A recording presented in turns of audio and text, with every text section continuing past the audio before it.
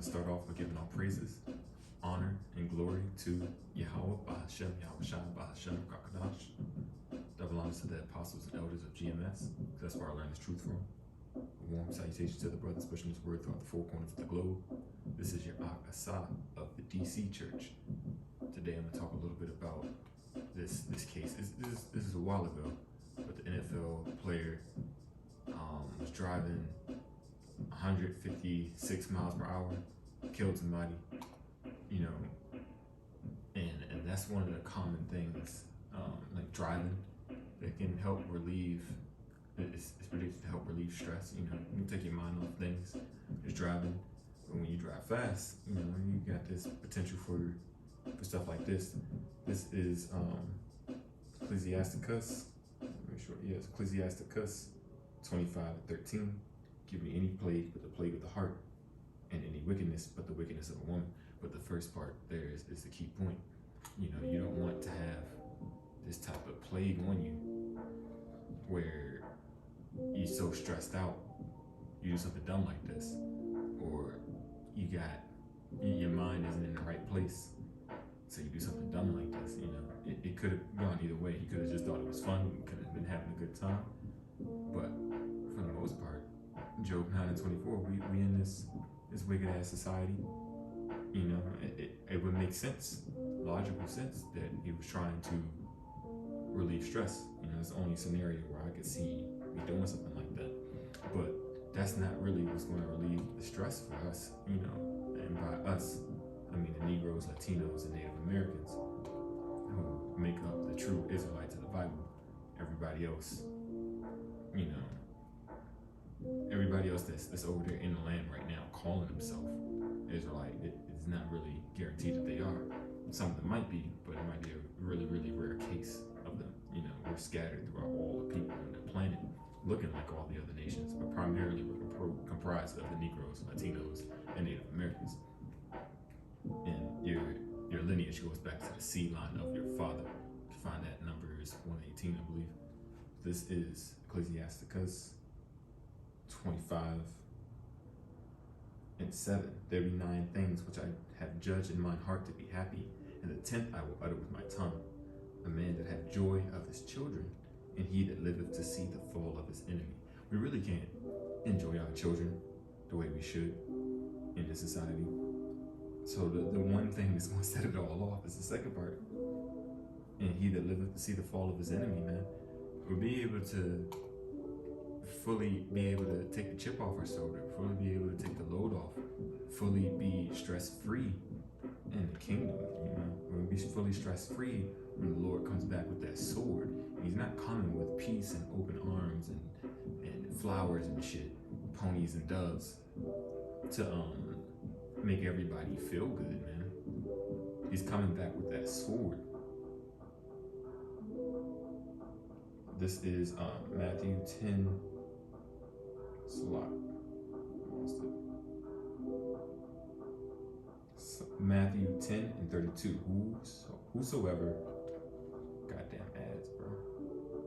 It's a lot here for the nonsense. It's Matthew 10:32. Whosoever therefore shall confess me before men, him will I confess also before my Father which is in heaven. Who has the power to say something like that?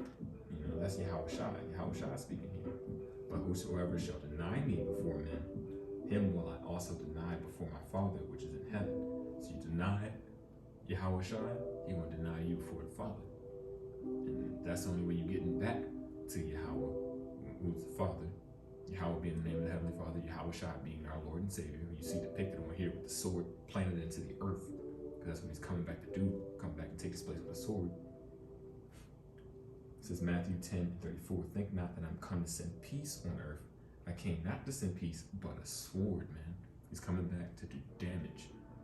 Now when he comes back to do that damage, you're gonna see, like, he's not gonna be negotiating, He said he's gonna gather all these nations into the valley of Jehoshaphat, which means Yahawashi in the Hebrew, which translates back to Yahweh's judgment in English. So he's going to gather them all into the land of Yahweh's judgment, and and destroy them, man. He says he's going to plead with all flesh. The word plead, going back to the word judge.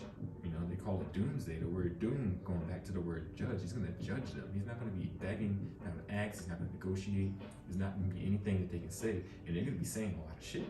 They're going to be saying this. This is Ecclesiasticus 41:5. The children of sinners are abominable children, and they that are conversant in the dwelling of the ungodly. The inheritance of sinners' children shall perish, and the posterity shall have a perpetual reproach.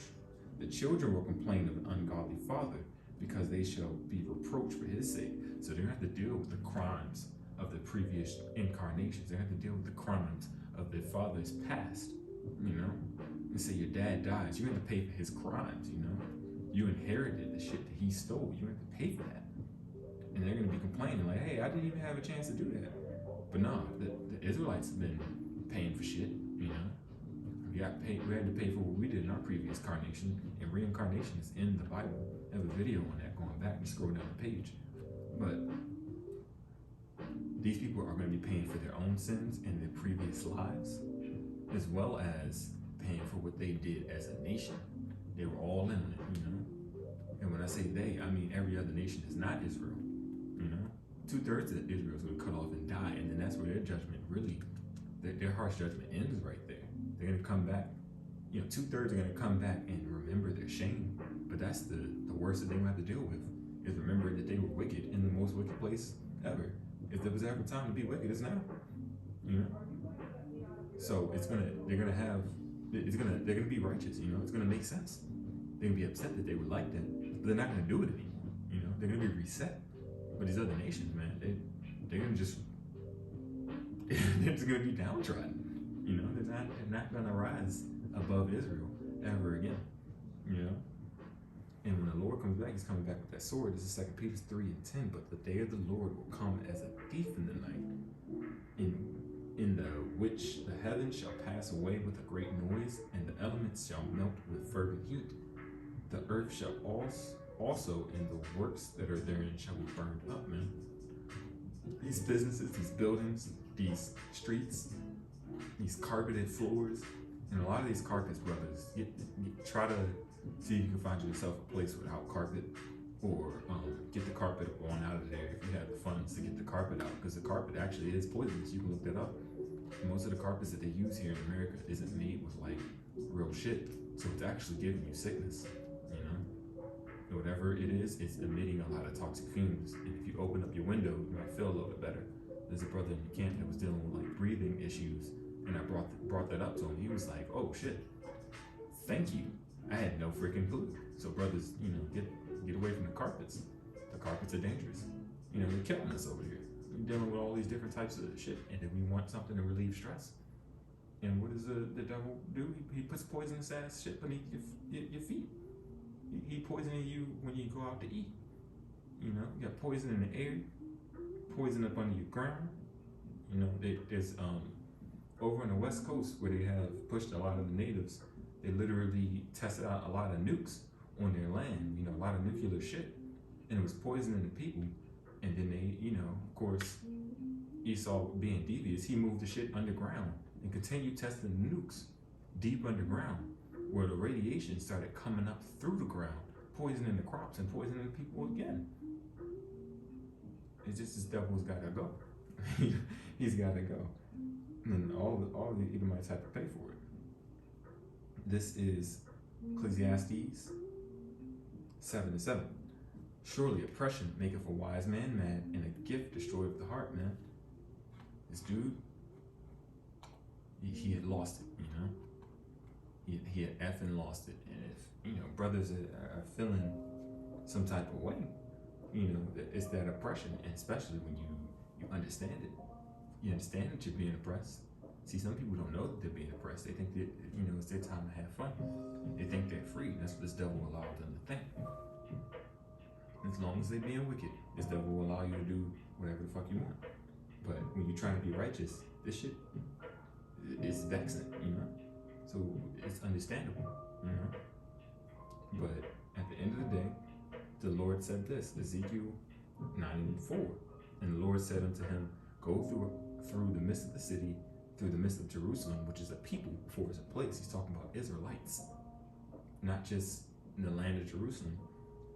And set a mark upon the foreheads of the men that sigh and cry for all the abominations that be done in the midst thereof. So the Lord is marking everybody with that thawa. Thawa is the word for an exemption from judgment, because you've already suffered and you understand and you're trying to do the right thing. So you would get that mark of exemption, that thawa. This is Isaiah 25:8. And he will swallow up death and victory, and the Lord will wipe away all the tears off all faces, and the rebuke of his people shall he take away from all the earth, for the Lord has spoken it. So not only is the Lord gonna, come and rescue us, but he's gonna bring in that Ecclesiasticus. That Ecclesiasticus 25:7, man. He's gonna bring in that fall of your enemy. He is gonna be the pain reliever, and not driving your car so fast you kill somebody. But that's really it. I just wanted to say, if you're going through it, it really isn't. The best thing you can do is be in the truth and understand it. Because Yahawashi, he is that bridge back to Yahweh. He is the light. He is life. He is everything. He should be within all your thoughts. And if it's something that's going to calm you down, make you feel better, it really is him. For me and other brothers, a lot of us, it's stressful, to deal with stuff that's not pertaining to truth. So that's really it. Yahweh shines the light. But with that, we give all praises, honor, and glory to Yahweh, Bahashem, Yahawashi, Bahashem, Rakadash. Shalom.